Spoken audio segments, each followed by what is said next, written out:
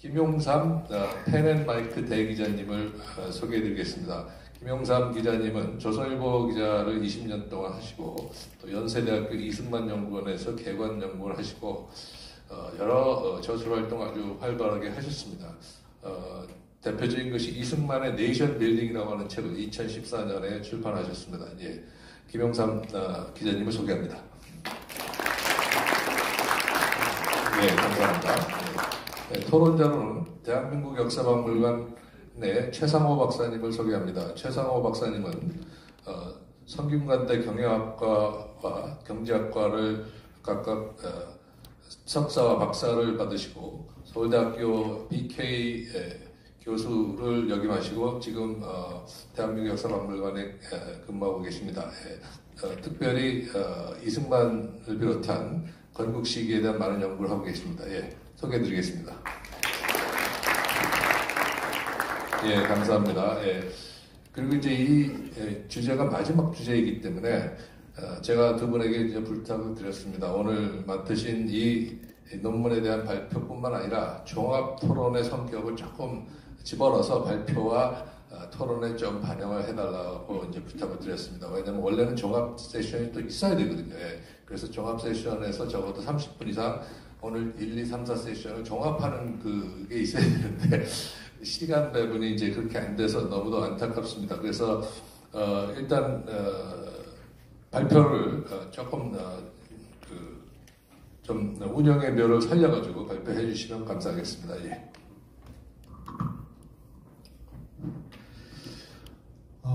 이런 생각을 해봤습니다.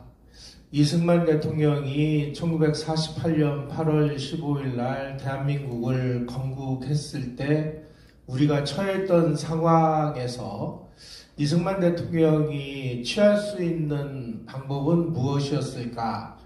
이런 관점에서 저는 자유민주주의라는 것을 한번 생각을 해봤습니다.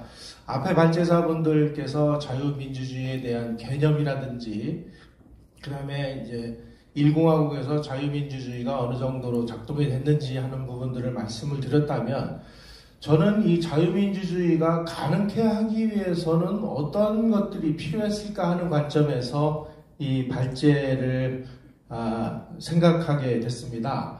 자, 그렇다면 이승만 대통령이 건국을 했을 때 한 사흘쯤 굶었어요, 제가. 저에게 너 지금 밥을 먹을래? 투표권을 가질래? 이 둘 중에 하나를 선택해라. 그런다면 한 사흘쯤 굶은 국민들은 무엇을 선택했을까? 아마 이게 이승만 대통령이 건국을 할 때 처했던 상황이 아닌가 하는 생각이 들어요. 자, 그렇다면은 이 두 가지를 한꺼번에 다 줄 수 있으면은 굉장히 행복한 대통령이 됐을 텐데, 사정은 그렇지를 못했다는 것이죠.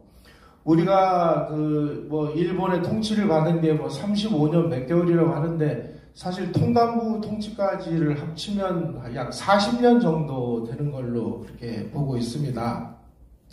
그 40년 일본 사람들이 통치를 하던 그 통치 구조가 통째로 완전히 붕괴가 되고, 그리고 이 한반도의 상황에 대해서 전혀 인식 체계를 가지지 못한 미군정이 실시되면서 모든 시스템이 일본식에서 미국식으로 바뀌는 데다가 3년 동안 우리 국민들은 분명히 일본 사람들이 밀려가고 해방은 됐는데 우리가 그 나라를 아직 세우지 못했으니까 독립은 못 돼 있는 상황이고, 그런 상황에서 3년을 그야말로 표류를 하다가 간신히 이제 38선 이남 지역에서만 대한민국을 만들었고, 그리고 원래 한반도라는 것은 남북으로 다 연결이 돼야 겨우 어떤 경제나 산업 상황이 작동되도록 이렇게 시스템이 짜여져 있는 상황에서 갑자기 분단이 돼서 완전히 혼란이 빠져서 북쪽에서 공급되던 전기도 끊어져, 그 다음에 비료도 끊어져, 모든 그 중공업 시설은 거의 대부분이 북한에 처해 있는 이런 상황에서 이승만 대통령이 나라를 이제 통치를 시작을 했습니다. 자, 지금 이승만 대통령은 국민들에게 자유민주주의를 하겠다고 분명히 약속을 하고 개인의 자유를 헌법으로 보장한 나라를 만들겠다고 그렇게 선언을 하셨으니까 열심히 노력을 했는데 그러한 시스템이 정상 작동을 해서 실질적으로 국민들이 그것을 느끼려면 일단 살아야죠.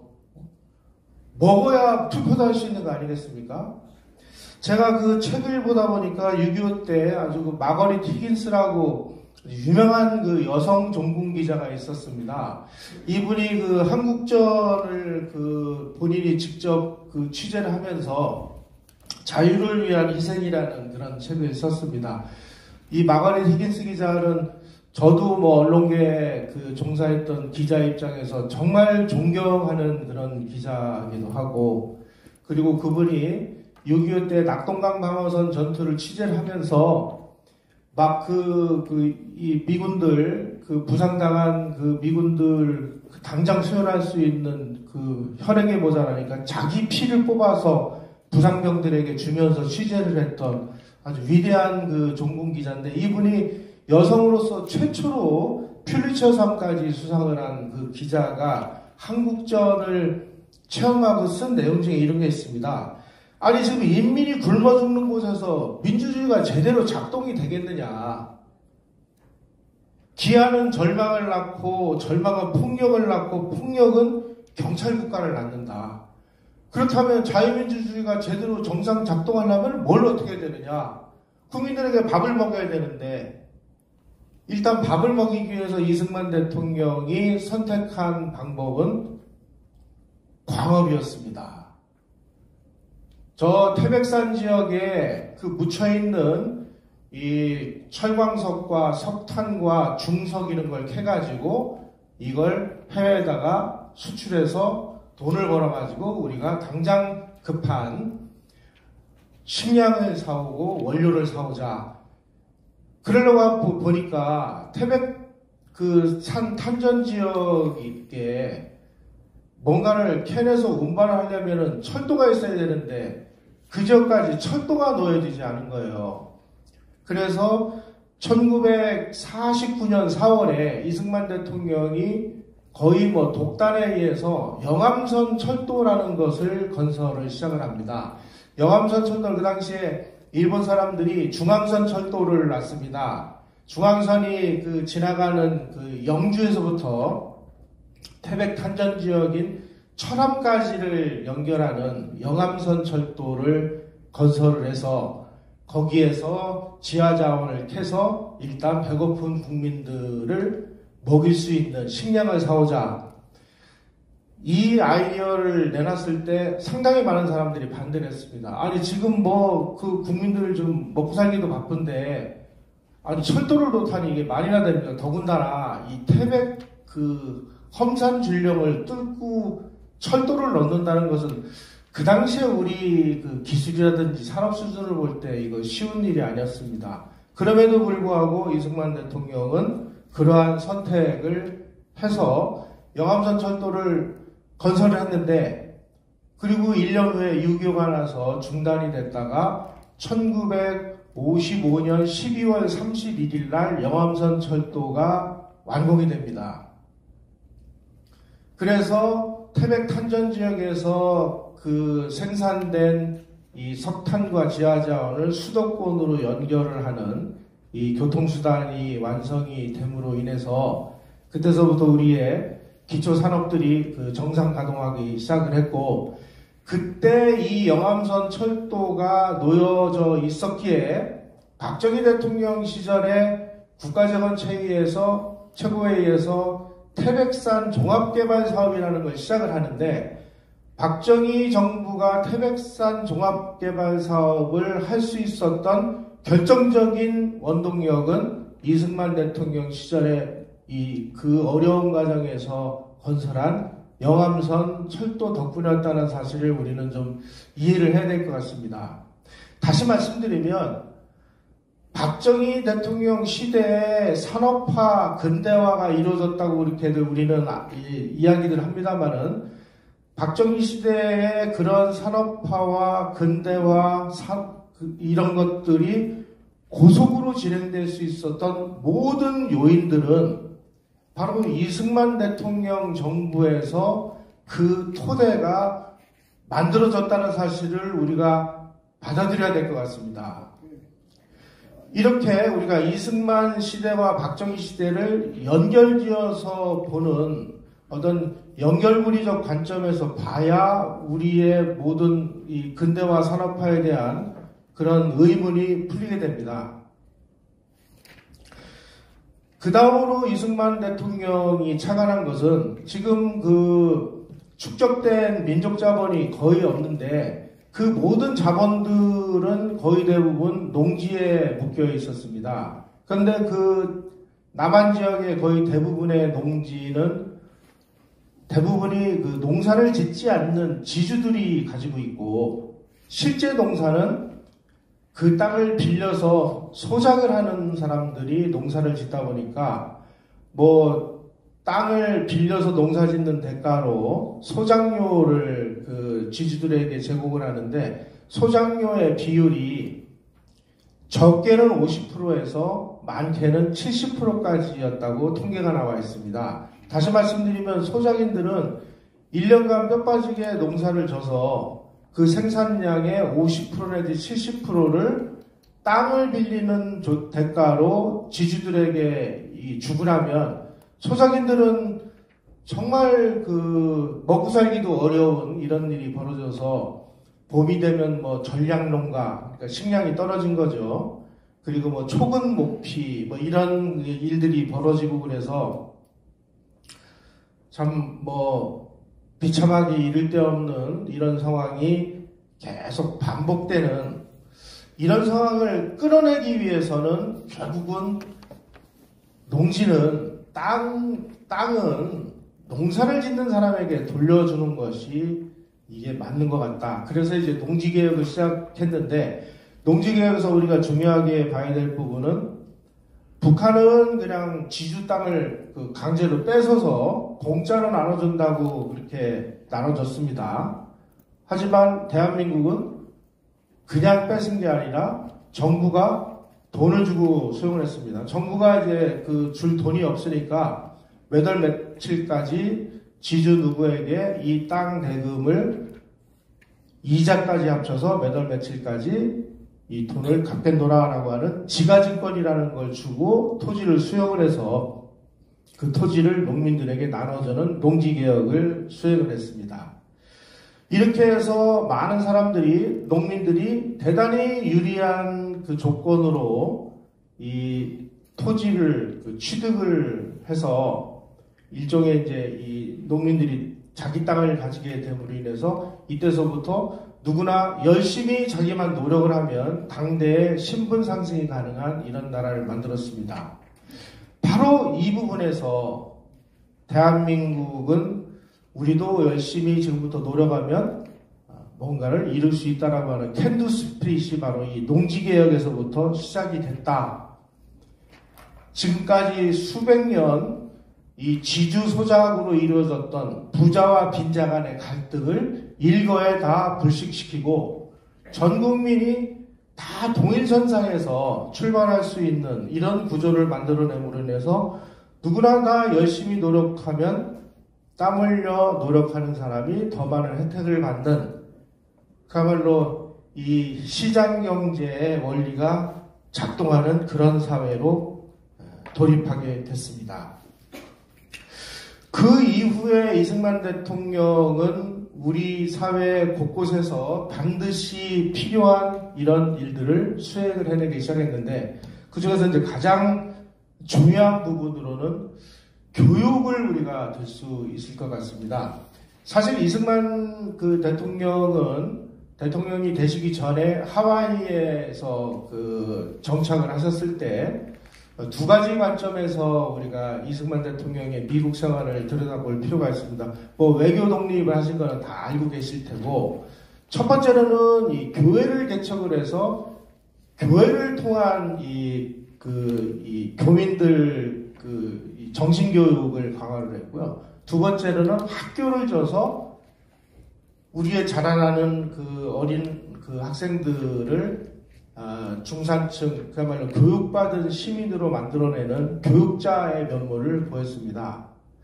이분이 대통령이 되고 나서 제일 먼저 한 일은 자유민주주의를 정상작동하기 위해서는 뭔가 신문이라도 읽어야 되는데, 그 당시 그 로버트 올리버가 쓴 그 기록에 의하면은 해방 무렵에 한국의 문맹률이 78% 정도로 나와 있습니다. 학자들 간에 이 78%는 좀 너무 좀 과장된 거 아니냐 뭐 이렇게 주장하는 분들도 있는데, 어쨌든 그 당시에 거의 70% 이상의 문맹률을 보이고 있는 상황에서 신문을 읽는 거는커녕 자기 이름자도 제대로 못 쓰고, 그리고 선거를 하는데 사람 후보 이름을 적어놨는데 후보 이름을 인식을 못하니까 거기다가 뭐 작대기 하나, 이게 오늘날 기호 1번, 2번의 원조죠. 그래서 이승만 대통령이 교육을 통해서 작대기 투표를 일소하자. 아니 무슨 후보자 이름이라도 알아야 정상적인 뭐 자유민주주의를 하든지 말든지 할 거 아니냐. 그래서 하여간 그 당시에 정부의 살림이 정말 어려움에도 불구하고 이 문맹자 퇴치를 위해서 아주 거국적인 그 투자를 합니다. 그래서 의무교육, 6개년 계획, 문맹 퇴치, 몇 개년 계획, 그래가지고 국문보급반이라는 걸 15,000개인가를 만들어가지고 전국 방방곡곡을 돌아다니면서 한글을 모르는 사람들에게 한글을 가르쳐서 일단 문맹에서 깨어나도록 하는 그런 운동을 벌였습니다. 그래가지고 1960년 무렵에는 문맹률이 거의 10%대로 떨어지는 이런 기적 같은 일이 벌어졌습니다. 한편에서는 뭔가 산업화를 하고 근대화를 해서 우리가 뭔가 이 국민들을 먹여 살리기 위해서는 문맹 퇴치만 가지고는 안 된다. 뭔가 우리도 근대화라고 산업화를 하려면은 아주 고급 인재가 필요한데, 그 당시에 우리가 고급 인재를 양성할 수 있는 이 고등교육기관들이 상당히 부족했기 때문에 우선 급한 대로 정부에서 뭔가 이 예산이 생기기만 하면 국비 유학생을 뽑아가지고 해외로 유학을 보내서 우수 인재를 양성하기 시작을 했습니다. 특히 그 이승만 대통령이 아주 전력 투구를 한 것은 뭔가 근대화를 위한 공장을 지내면은 이 공장의 동력원이 전기인데 전기를 생산할 수 있는 엔지니어. 또 이승만 대통령이 1956년부터 원자력 산업을 시작을 하는데 그 원자력 산업을 하기 위해서 또 유학생을 뽑아가지고 원자력 유학을 보냅니다. 그리고 이승만 대통령은 미국 유학을 하는 과정에서 이 석사학위를 하버드 대학에서 하셨는데, 하버드 대학 근처에 MIT가 있습니다. 그래서 이 근대 국가를 만들기 위해서는 뭘 어떻게 해야 되나 하고 MIT에 가서 거기 있는 친구들하고 만나서 얘기해 보니까 이 제철 공장이 필요하다. 그래서 이승만 대통령이 1953년 4월 4일 날, 그러니까 아직 휴전 협정이 체결되기도 3개월 전에 내각에다가 철강 공장을 건설하라라고 하는 특별 지시를 내립니다. 그래가지고 그 당시에 이승만 정부에서 인천에 있는 조선이연이라는 일본 사람들이 운영하던 철강 공장을 국영기업으로 만들어서 대한중공업공사라는 것을 출범을 시켜서 여기에서 소규모 평로라는 용광로를 만들어서 여기서 제철 산업을 일으키는 그런 계획을 수립을 해서 미국의 원조 당국에다가 우리 철강 공장을 질 테니까 지원을 해달라. 근데 미국 원조 당국이 이 철강 공장 건설을 거부를 합니다. 아마 다른 지도자들 같으면은 미국이 반대하니까 철강 공장을 시기상조인 모양이다 이렇게 하고 포기를 했을 텐데, 이분은 미국이 안 도와주면은 우리가 가지고 있는 자체 보유물로 철강 공장을 건설해라.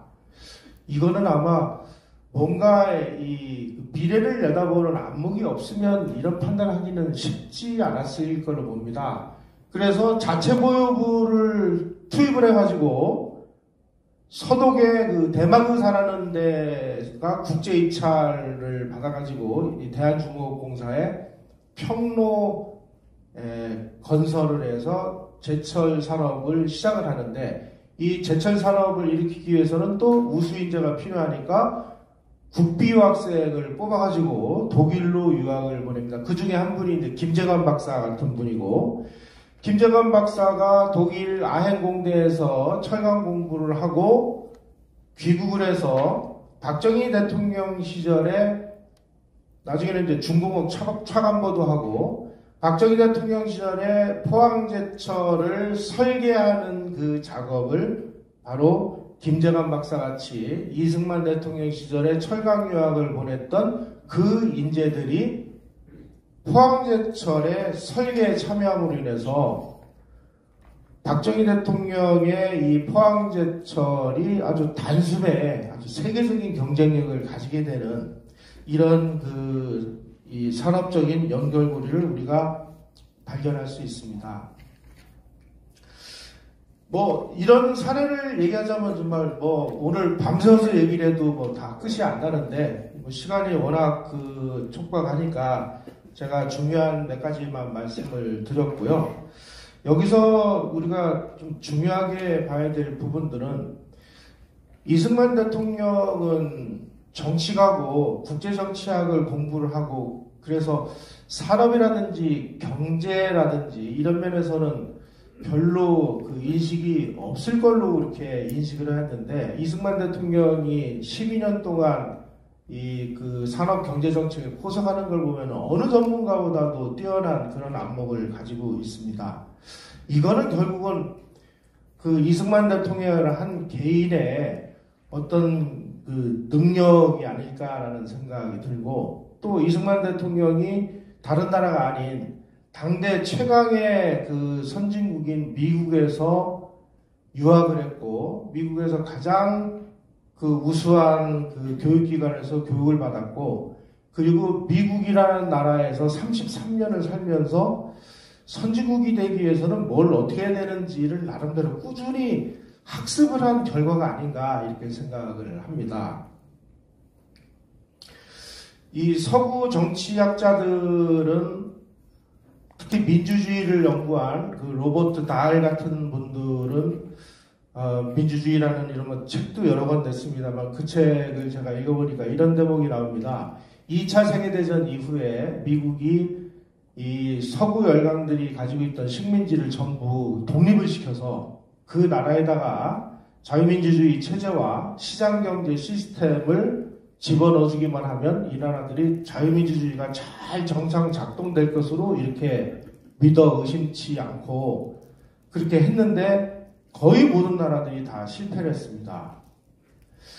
실패한 나라들이 왜 실패했을까를 분석을 하는 과정에서, 이 서구식 자유민주주의가 정상 작동하기 위해서는 시스템만 집어넣어가지고 이게 안 되는구나.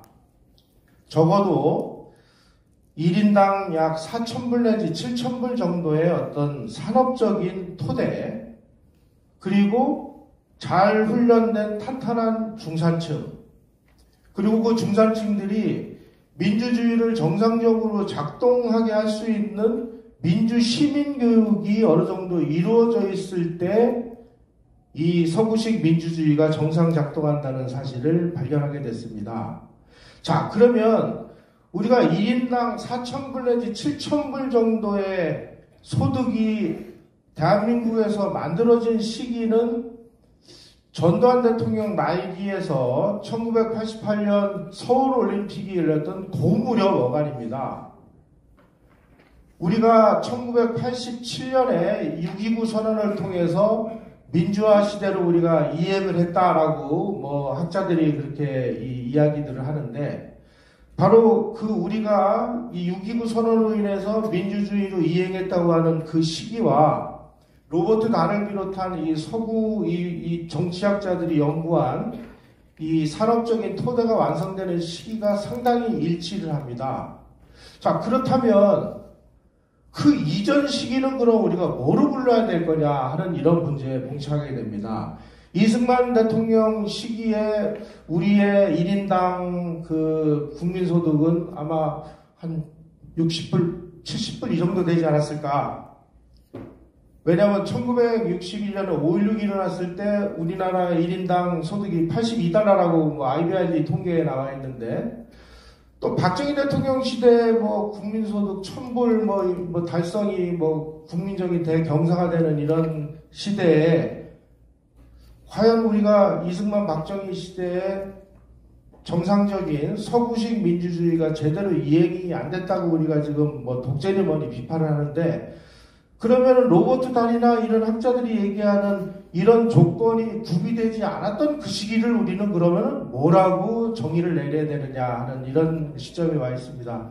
그래서 이 시기를 정상적인 자유민주주의가 작동되도록 만들기 위한 토대를 닦기 위한 권위주의적인 시대였다라고 얘기를 하는 게 맞지 않을까. 뭐 권위주의 앞에 또 여러 가지 뭐 수식어가 붙을 수도 있겠습니다만은, 그런 측면에서 우리는 이승만과 박정희 시대를 진짜 민주주의가 정상작동하기 위한 여러 가지 조건들을 구축하기 위해서 고군분투했던 시기라고 우리는 긍정적으로 이해를 할 때가 오지 않았나 하는 생각이 듭니다. 감사합니다.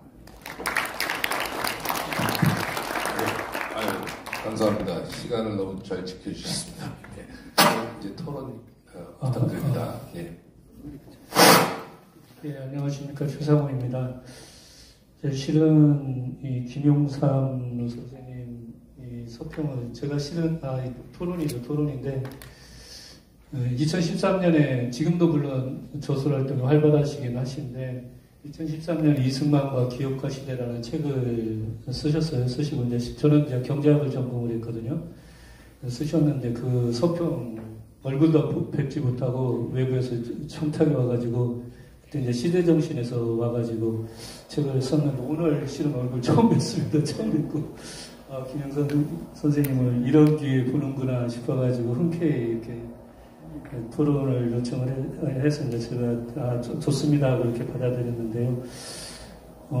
예, 그거 개인적인 얘기였고, 여하튼 이 실은 뭐 저는 뭐 경제학을 전공을 했기 때문에 정치적인 문제에 대해서는 제가 뭐 전문가적 입장에서 얘기할 수 있는 상황은 아닌데 이 제목 자체가 보니까 그러니까 이제까지 총 4개인데 앞에서는 3개가 전부 다 정치 영역의 문제였잖아요. 자유민주주의이고 앞에서 이철순 교수님 같은 경우에는 이승만 시대에 약간 세미 데모크라시한 그런 사회 레짐이다 이렇게 얘기를 하시고 이 시기가 과연 자유민주주의 시기냐라고 하는 것에 대해서 여러 가지 논의가 있는 것 같습니다. 논의가 있고 또 4.19라든가 그 이후에 유신 이런 거 생각을 해보면 만약에 뭐 셈이라고 하면은 뭐 퇴행하는 건가 뭐 이런 여러 가지 생각을 할 수가 있긴 있는데, 여하튼 이 논문에서는 지금 2가지 문제를 산업화라고 하는 것과 자유민주주의 이 2개를 연결해야 되는 굉장히 어려운 과제를 지금 해야 돼서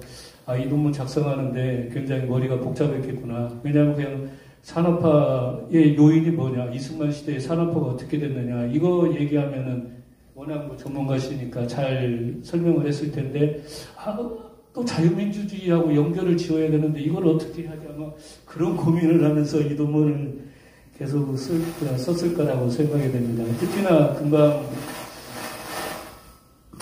말씀드린 대로 이 자유민주주의가 과연 50년대에 혁명이 됐다라고 얘기를 해야 되느냐. 근데 실은 아까 앞에서도 얘기 드린 대로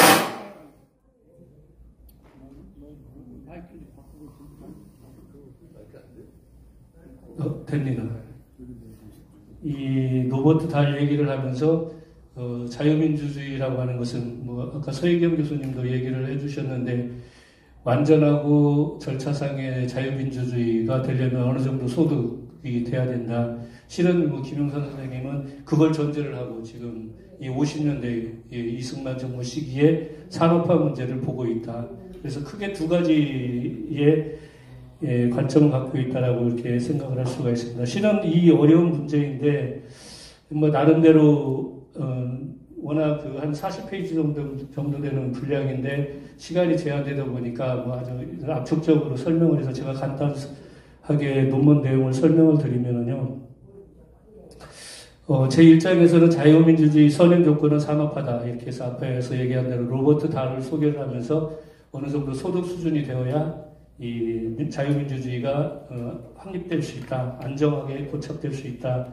뭐 이런 입장에서 산업화에 초점을 맞추겠다라고 이렇게 설명을 해주시고 제 2장에서는 이 자유민주주의 기틀을 다진 농지개혁이라는 그런 항목에서는 농지개혁의 중요성을 강조를 하고 있습니다. 농지개혁이 이 사유재산을 보호하는 그런 해서 개인이 출연을 하고 개인이 이 출연 캔두 스피릿에서 할 수 있다라는 정신을 강조함으로써 이러한 것들이 형성이 되면서 시장경제, 산업화가 이룰 수 있는 토대가 이루어졌고 계속 강조하시는 것이 이제 아마 설명을 통해서 들으셨겠지만은 이 박정희 정부 시기와 연관성을 계속 강조하는 이유도 이 산업화라고 하는 과정이 이승만 정부 시기에 완성이 됐다라기보다는 아직 그때까지는 소득 수준이 낮은 상태였잖아요. 낮은 상태이고 사실상의 고도 성장이라는 것은 박정희 정부 시기에 됐는데 우리가 통상 박정희 정부 시기만 경제 성장하면 박정희 정부 시기만 들여다보지 이승만 정부 시기는 뭐 별로 그렇게 긍정적인 평가를 하지 못하고 부정적으로 평가하는 경우가 있는데 그러한 박정희 정부 시기의 경제 성장을 이룰 수 있는 토대가 실은 이승만 정부 시기에 이루어졌다라고 하는 그러한 점을 계속 강조를 하고 있다라고 할 수가 있습니다. 이제 그 4장에서는 바로 이제 전후 복구의 노력하면서 다양한 얘기들을 하고 있습니다. 앞에서 얘기 드린 대로 김용삼 선생님께서 말씀하신 대로 이 철강을 우리 자체 보유물로 건설을 했다라든가 물론 이제 여기에 대해서는 약간 뭐 다른 얘기가 있을 수가 있는데 여하튼 철강 산업을 했다라든가 철도를 건설을 했다라든가 그다음에 원자력 발전을 위해서 원자력 연구원을 만들었다라든가 뭐 교육이라든가 이런 것들을 했다는 다양한 그러한 산업화가 이루어질 수 있는 토대를 이승만 정부 시기에 만들었다라고 이렇게 얘기를 할 수가 있고 그 다음에 특히 이제 또 강조하시는 게 교육을 하고 계시는데 그러니까 자유민주주의가 성립되기 위해서는 이 산업화 일정 정도의 경제 발전 수준과 그 다음에 중산층 민주 시민 교육을 받고 있는 시민들이 형성이 되어야 된다라고 그러한 측면에서 이승만 정부 시기에 전개된 시행된 교육제도 시스템과 정책들을 이 강조를 하고 있습니다.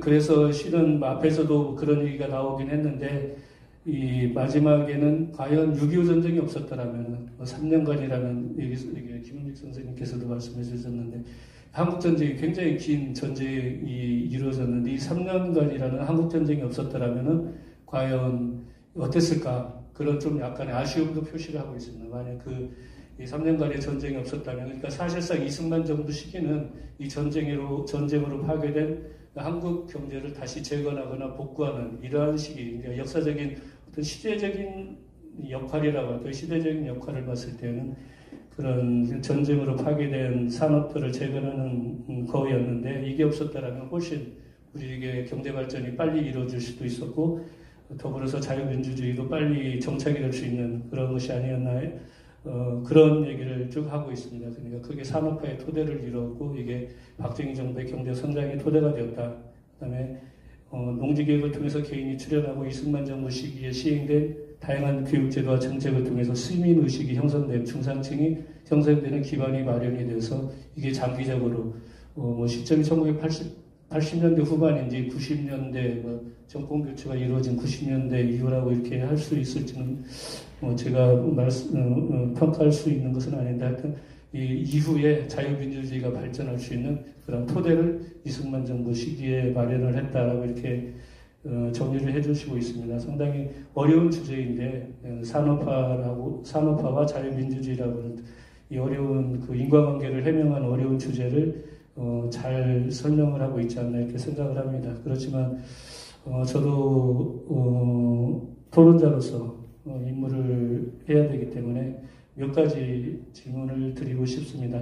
아마 시간적인 제약도 있고 또 이게 김영직 선생님께서 이게 정치학을 하시고 하기 때문에 전체적으로 이렇게 아까 종합토론 시간을 가져야 되는데 그런 시간이 없으니까 좀 아우르는 뭔가를 얘기를 해야 되는데 저는 뭐 경제학을 했기 때문에 오늘 전체를 아울리기에는 제가 능력이 부족해서 선생님이 아마 해주실 거라고 생각이 돼서 몇 가지를 제가 준비를 했는데 그냥 작은 질문 한두 개 정도만 하고 제 토론을 마치도록 하겠습니다.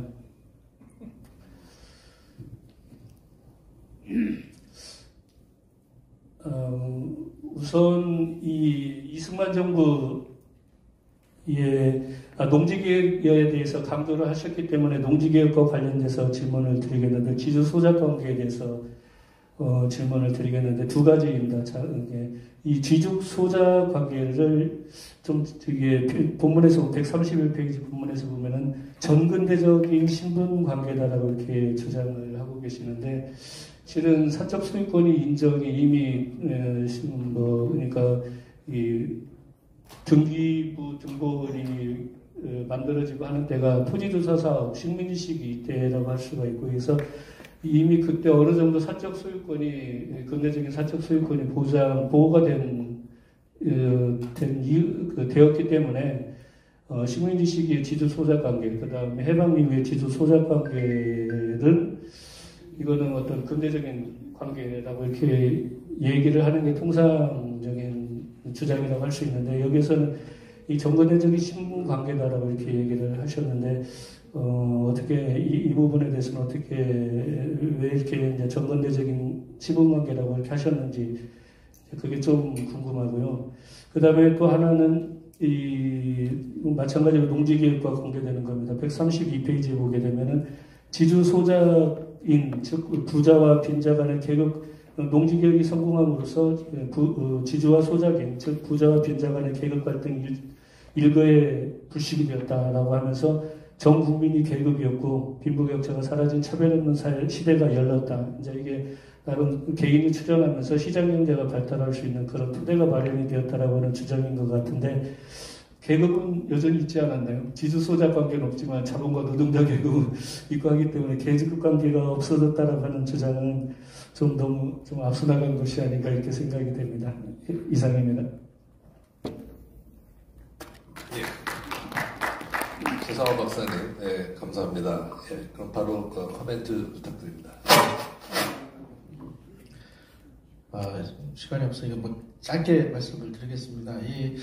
그 전근대적인 지주 소작 관계라고 제가 표현한 부분은 지주 소작 관계를 통해서 소위 말하는 이제 그 땅을 빌리는 대가로 지불하는 금액의 이 차이가 워낙 강하다 보니까 이 지주 소작 관계는 결국은 뭐 사적 소유권이 확보된 부분에서 따지면은 뭐 근대적이라고 말씀드릴 수가 있는데 근대적이라고 하기에는 이 지대가 너무 그 고율이었기 때문에 이 지대가 계속 유지가 되는 한은 이 한 번 부자는 영원한 부자, 한 번 소작은 계속 가난한 관계를 끊을 수가 없어서 그 자체를 좀 전근대적이다 이렇게 표현했다고 좀 이해를 해주시면 될 것 같습니다. 이것으로 답변 마치도록 하겠습니다.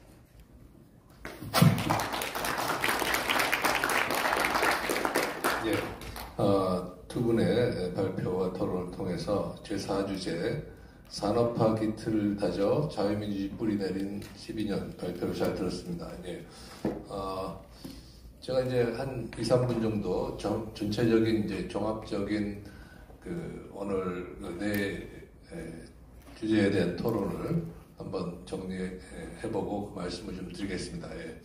오늘 첫 번째는 굉장히 좋은 그 발표들이 이루어졌다는 것을 정말로 느끼고 여러분들도 아마 느끼셨을 겁니다. 이분들이 하루 이틀 준비하신 게 아니라 다년간 연구를 하시고 그 다년간 연구하신 연구자들을 잘 찾아서 섭외를 해주신 이 주최 측이 좋은 오늘 이 세미나를 만드신 것을 참 치아를 드리고 싶습니다. 특히 우호 문화재단에서 아주 의미 있는 이런 세미나를 잘 조직하셨습니다. 오늘 정도면은 충분히 이 발표자들의 논문을 좀 가다듬어서 단행본 책으로 내면은 저희 나라 지식층들에게 또 많은 시민들에게 큰 도움이 되는 그런 책이 될 것 같습니다. 그래서 그런 점에서는 오늘 토론을 좀 이어나가시고 조금 더 글들을 좀 수정을 해가지고 보완을 해서 좋은 책을 낼 수 있으면 좋겠고요. 두 번째로는 여기 계신 그 청중들께서도 너무 오늘 경청을 해주셔서 참 감사를 드립니다. 제가 정말 죄송스러운 거는 플로어에 오픈을 토론을 해야 되는데 그렇게 되면 최소한 30분 정도가 더 필요한 사정이 있습니다. 그래서 그것을 못 드린 것은 정말로 죄송하고 우리가 이 자리에서는 못하지만 또 다른 수단을 통해서 계속 토의하고 대화할 수 있기를 원합니다. 오늘 이제 정말로 아주 창의적이고 또 독자적인 연구를 해오신 그 네 분의 학자들의 이제 그 발표와 또 토론을 통해서 이승만과 자유민주주의가 어떤 관계가 있느냐를 정말로 다각도에서 검토를 해봤습니다. 예. 그래서 이것이 이제 첫 번째, 두 번째 발표는 거의 시기적으로도 이제 앞뒤로 바로 연결이 됩니다. 바로 연결이 되고 45년까지 첫 번째 발표가 다르고 그 다음에 45년부터 48년을 이제 두 번째 발표가 다르기 때문에 거의 아주 잘 연결이 됩니다. 예. 그리고 첫 번째, 두 번째 발표에서도 나왔지만 자유민주주의라는 게 생각보다 오래전부터 이승만 박사에게 인식이 됐다. 이렇게 느꼈다는 거죠. 예. 그럴 수밖에 없는 것이 이승만 박사가 자유민권운동을 하셨거든요.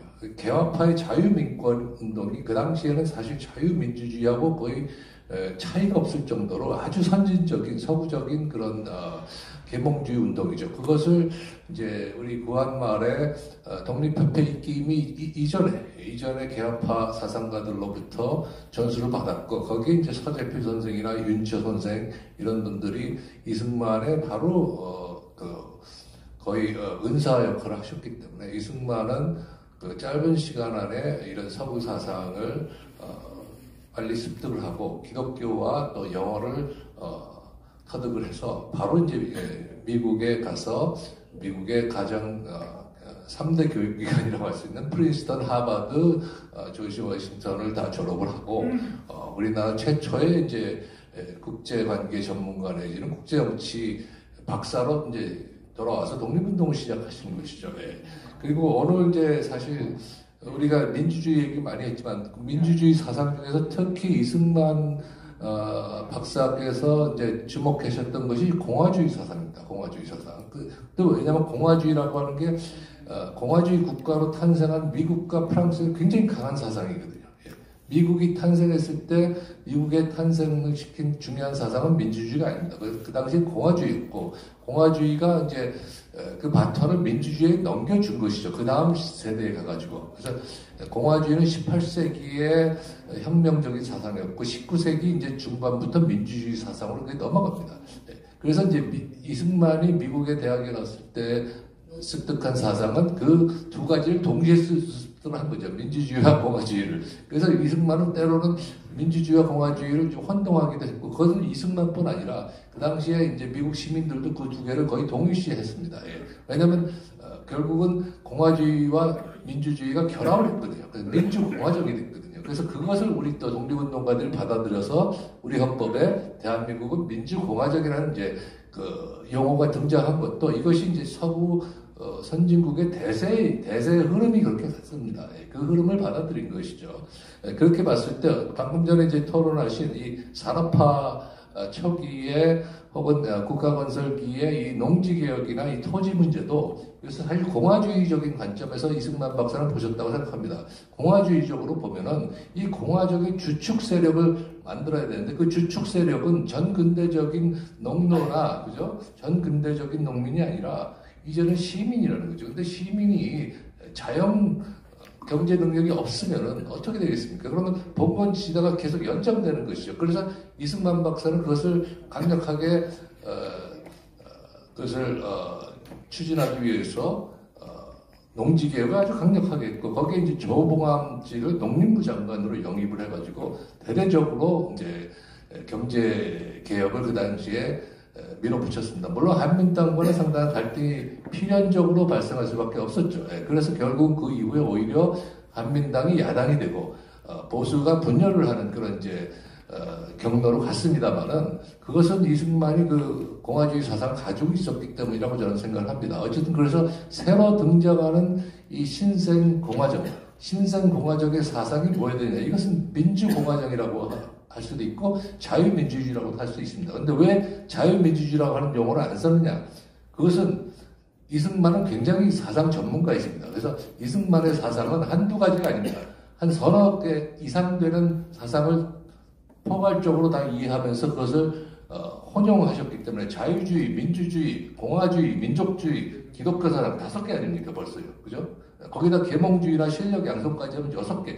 이렇게 그렇기 때문에 이승만이 그것을 자유민주주의라는 용어만을 이제 고집하지는 않으셨지만 당연히 그 안에 핵심적으로는 자유주의, 민주주의, 공화주의, 기독교 사상 다 들어가 있는 것입니다. 그래서 오늘 이런 풍부한 내용들을 발표자와 토론자들이 알고 계셨고 그것을 이제 그래도 적고 계십니다. 그래서 우리가 오늘 정말로 진지하게 공부를 했고 이 공부하는 자세가 정말로 좋습니다. 그것은 뭐냐면은 우리가 갖고 있는 현재적인 관점을 가지고 과거에 있었던 사람들을 폄하하는 것이 아니라, 그죠? 과거에 우리보다 훨씬 열악한 상황에 있었던 그분들의 상황에 우리가 들어가서 우리가 그분들과 같이 낮아져가지고 이해를 하는 그 연구자의 모습이 참으로 아름답습니다. 그래서 우리만큼 여유는 없었지만 그 절박한 시기에도 그 서구에 발달된 체제를 이 한반도에 이식시키기 위해서 노력했던 그것을 충분히 이해하는 이 발표자와 토론자의 이 발표는 너무도 정말 성공적이었다 이렇게 평가를 드리고 오늘 이 학술회의를 마치도록 하겠습니다. 감사합니다.